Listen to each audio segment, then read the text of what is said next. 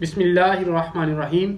अल्लाहुम्मा मालिकल मुल्क तुअतिल मुल्क मन तशा व तंज़िउल मुल्क मिम्मन तशा व तुइज़्ज़ु मन तशा व तुज़िल्लु मन तशा बियदिकल खैर इन्नका अला कुल्लि शैइन कदीर। सदक़ल्लाहु मौलाना अज़ीम व सदक़ रसूलुहुन नबीयुल करीम। डी फेलोज, आज हम लॉ ऑफ एविडेंस का जो अहम टॉपिक टेकअप करने जा रहे हैं वो है circumstantial evidence. D fellows, circumstantial evidence को हम डायरेक्ट एविडेंस की जक्स्टा पोजिशन में रख के बेहतर तरीके से अंडरस्टैंड कर सकते हैं। डी फेलोज, जब भी कोई अक्रंस होती है तो दो तरह की एविडेंस रिक्वायर्ड होती है या दो तरह की एविडेंस जो है वो अवेलेबल होती है, एक डायरेक्ट एविडेंस और एक सर्कमस्टांशियल एविडेंस। डायरेक्ट एविडेंस वो होती है जो directly goes expressly to the very point in question, और अगर ये उसको प्रूव कर दे तो वेरी पॉइंट इन क्वेश्चन जो है वो साबित हो जाता है। हम इसको यूं अंडरस्टैंड कर सकते हैं, फॉर एग्जांपल एलिगेशन ये है कि ए ने बी का मर्डर किया और अब सी बतौर विटनेस आता है, वो ये कहता है कि मैंने ए को बी का मर्डर करते देखा है, यानी वो उसका आई विटनेस है। अब ये जो अक्यूलर अकाउंट है वो आके एविडेंस देता है, तो अब इसके लिए किसी इन्फ्रेंस ड्रा करने की या किसी रीजनिंग लाने की जरूरत नहीं, बल्कि ये डायरेक्टली इस्टेब्लिश कर देगा अगर उसकी एविडेंस पर बिलीव कर लिया जाए कि इसकी एविडेंस जो है वो कोजेंट है, प्लाजिबल है, कॉन्फिडेंस इंस्पायरिंग है, कंपेलिंग है और इस पर रिलाय किया जा सकता है या रिलायबल है, तो वो पॉइंट इस्टेब्लिश हो जाएगा। On the other hand, circumstantial evidence वो एविडेंस होती है जो expressly does not go to the very point which is in question, बल्कि ये इनडायरेक्टली उस पॉइंट को स्टैब्लिश करती है थ्रू द इन्फ्रेंस और रीजनिंग। मिसाल के तौर पर, अगर कोई ऐसी अक्रंस होती है जिसकी कोई डायरेक्ट एविडेंस अवेलेबल नहीं है, हम इसको यूं एग्जाम्पलीफाई कर सकते हैं कि एक मर्डर होता है लेकिन उस मर्डर होते हुए उसको किसी ने नहीं देखा, लेकिन इसके साथ साथ क्या देखा जाता है कि जहां पर प्लेस ऑफ अक्रंस है, जहां पे मर्डर हुआ है, उस तरफ से एक शख्स को आते देखा गया है जिसके हाथ में ड्रान सोर्ड है, यानी उसके हाथ में तलवार है नंगी, और वो स्टेन्ड विद ब्लड है और उसके कपड़े भी स्टेन्ड हैं। और फिर जब इन्वेस्टिगेशन होती है तो पता चलता है कि जो बंदा ये तलवार लेकर जा रहा था, ये बंदे की इस जो मर्डर हुआ है उसके साथ 2 दिन पहले लड़ाई हुई थी, तो ये मोटिव भी इस्टेब्लिश हो जाता है। इसी तरह ये भी पता चलता है कि 2 दिन पहले ही इस बंदे ने फलां दुकान से तलवार खरीदी थी। डी फेलोज, ये सारी जो बातें हैं डायरेक्टली उसके मर्डर होते को किसी ने नहीं देखा, लेकिन इस बंदे का with drawn sword, stained with blood, और फिर 2 दिन पहले उसकी लड़ाई उस शख्स के साथ, ये सजेस्ट कर रहे हैं इन्फ्रेंस कि हो सकता है कि इस बंदे ने ही इसे कत्ल किया हो।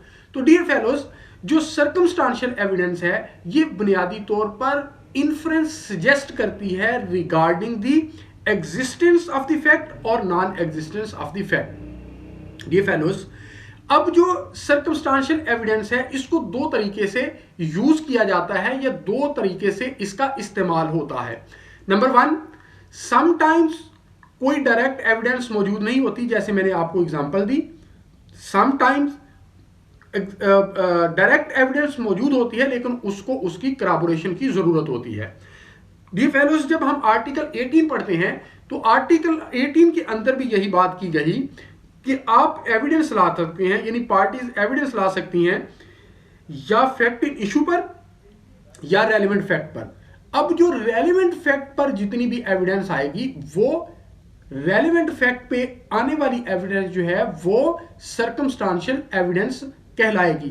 मिसाल के तौर पर रे गेस्टाइप बेस्ड एविडेंस जो है वो सजेस्ट कर रही है इन्फ्रेंस कि इस बंदे ने ही हो सकता है ये ऑफेंस किया हो।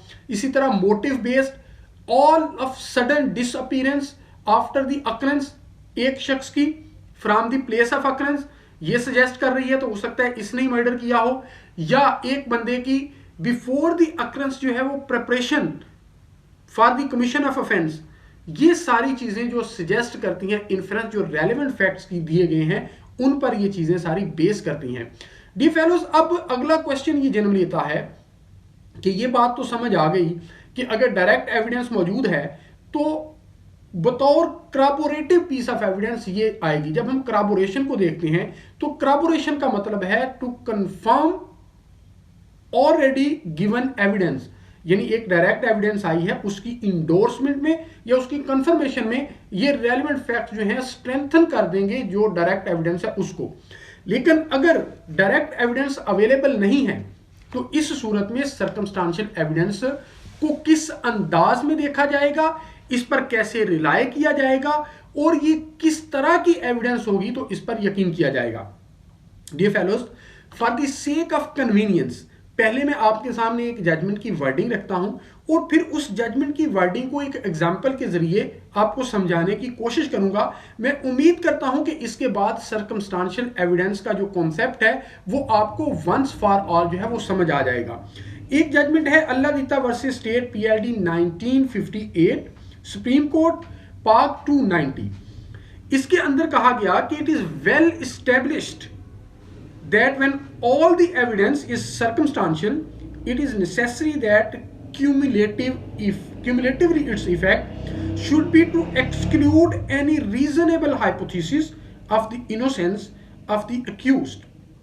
In other words, the chain of circumstances established against the accused person should raise a strong probability that he is guilty of the offense charged.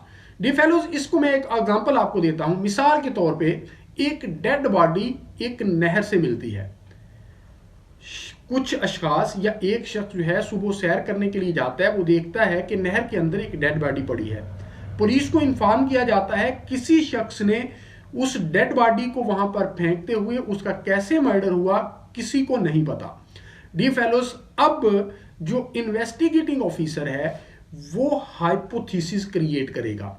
Hypothesis क्या है?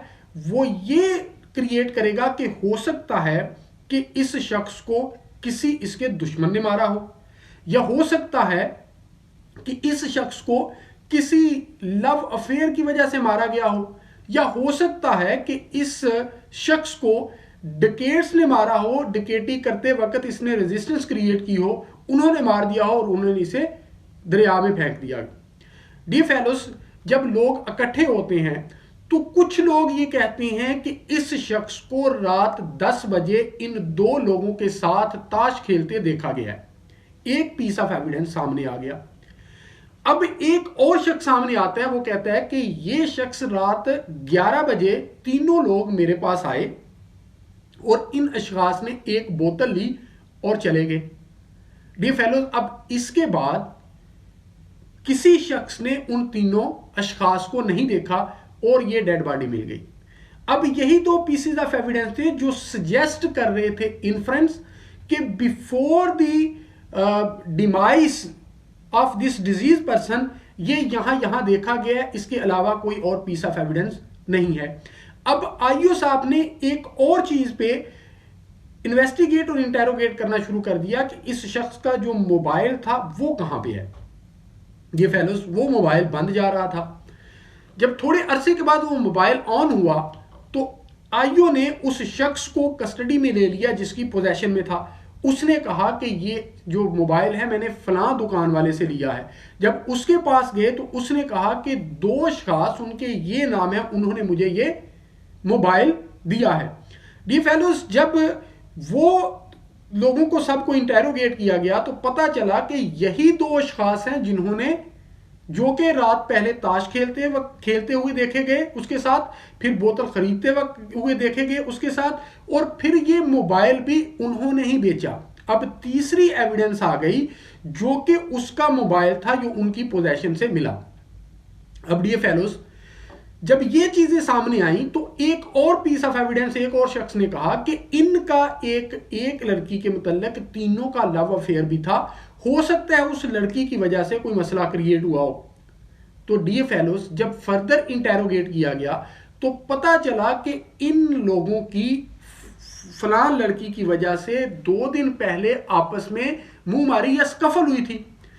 तो पता चला कि बुनियादी तौर पे ये सारे जो इन्फ्रेंसेस हैं, यानी ये जो सारे सर्कमस्टांसेस हैं, ये सारे जो रेलेवेंट फैक्ट्स हैं, ये सजेस्ट कर रहे हैं कि इन दो बंदों ने ही इन्हें मारा है। डी फेलोस, अब इस जजमेंट के अंदर ये कहा गया कि जो हाइपोथेसिस है वो ये सजेस्ट कभी ना करे कि हो सकता है ये इनोसेंट हो, या कोई बीच में से चेन ऐसी ना हो जो कि ब्रेक होती हो। अब इस जजमेंट के अंदर ये कहा गया कि जो हाइपोथेसिस वो क्रिएट कर रहा है वो इनकम्पेटिबल हो with the innocence of the accused, यानी वो कोई भी चीज इशारतन भी ना कह रहा हो कि हो सकता है ये बंदा इनोसेंट हो। और दूसरा ये कहा गया कि सर्कमस्टांशियल एविडेंस पर उस वक्त बिलीव किया जाएगा जब इस चेन की सारी गुड़ियां, यानी इसके सारे लिंक आपस में स्ट्रांगली कनेक्टेड होंगे। यानी अगर इस मिसाल में हम देखें तो पहला उनका 10 बजे उसके साथ ताश खेलते देखा जाना, फिर दूसरी जो गुरी आई सर्कमस्टांशियल एविडेंस की वो 11 बजे देखा जाना बोतल खरीदते वक्त, फिर मोबाइल वाली, फिर उस लड़की की अफेयर वाली, और फाइनली फिर इस बंदे की डेड बॉडी से मार दिया गया। अब जजमेंट्स ये कहती हैं कि सर्कमस्टांशियल एविडेंस की चेन इस तरह होनी चाहिए कि one end of the chain must touch the body of the deceased person and another end of the chain must touch the body of the accused person. यानी ये चेन इस तरह मिले, कड़ियां इस तरह मिले कि ये एक बॉडी के साथ टच हो रही हो और दूसरी अक्यूज के साथ, और कोई इसके अलावा और इन्फ्रेंस जो है वो सजेस्ट ना हो रहा हो। तो डी फेलोज फिर सर्कमस्टांशियल एविडेंस पर जो है वो बिलीव किया जा सकता है।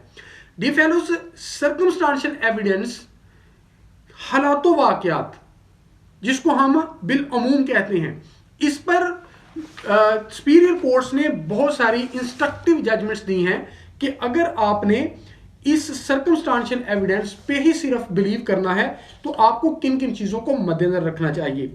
एक जजमेंट है 2010 पीसीआरआईजे पेज 1750। इसके अंदर कहा गया कि जिन सर्कमस्टांसेस पर रिलाई किया जा रहा है उनमें सबसे पहली चीज क्या होनी चाहिए कि circumstances from which the conclusions are drawn should be fully established, यानी जो सर्कमस्टांसेस पे बिलीव इन्फ्रेंस लिया जा रहा है वो खुद एस्टेब्लिश हुए हों। फॉर एग्जांपल उनमें से पहला अगर हम बात करें तो वो 10 बजे ये थ्रू विटनेसेस एस्टेब्लिश हो कि ये वाकई ही ताश खेलता वहां पे देखा गया है, बोतल खरीदते देखा गया है, मोबाइल वाकई उनकी पोजेशन से मिला है। ये तीनों चीजें पहले खुद इस्टेब्लिश होनी चाहिए, इनमें कोई डाउट नहीं होना चाहिए। दूसरा, the facts must be consistent with the hypothesis. जो उसने हाइपोथेसिस क्रिएट किया है कि मिसाल के तौर पे इन दो बंदों ने, फर्ज वो कर लेता है इन दो बंदों ने मर्डर किया है, तो अब सारे जो सर्कमस्टांसेस हैं they must be in consonance with the hypothesis, inconsistent with the hypothesis, वो कंट्राडिक्टरी ना हो। और तीसरा, the circumstances should be of a conclusive nature and tendency, यानी उनके अंदर जरा भर भी शक ना हो और वो कंक्लूसिव नेचर हो। और 4 नंबर पे, the circumstances should to a moral certainty actually exclude every hypothesis but the one proposed to be proved. जैसा मैंने कहा कि अगर वो 2-3 हाइपोथेसिस क्रिएट करता है तो कोई भी और हाइपोथेसिस की तरफ कोई piece of evidence inference suggest ना कर रहा हो, यानी सारे जो फैक्ट्स हैं, सारे सर्कमस्टांसेस हैं, वो सिर्फ उस हाइपोथेसिस की तरफ ही इशारा कर रहे हो। अगर एक भी इशारा किसी और हाइपोथेसिस की तरफ चला गया तो अक्यूज को बेनिफिट ऑफ डाउट मिल जाएगा और फिर सर्कमस्टांशियल एविडेंस पर रिलाय नहीं किया जा सकता। डी फेलो, ये था सर्कमस्टांशियल एविडेंस का कॉन्सेप्ट जो मैंने आपके सामने रखा। मैं उम्मीद करता हूं कि आपको आज की वीडियो पसंद आई होगी। अगर आज की वीडियो आपको पसंद आई हो तो बाबुल इल्म लॉ अकेडमी को यूट्यूब चैनल को सब्सक्राइब जरूर कीजिएगा और हमारी इस वीडियो को लाइक जरूर कीजिएगा। अल्लाह ताला आपका हामी नासिर हो। बहुत शुक्रिया।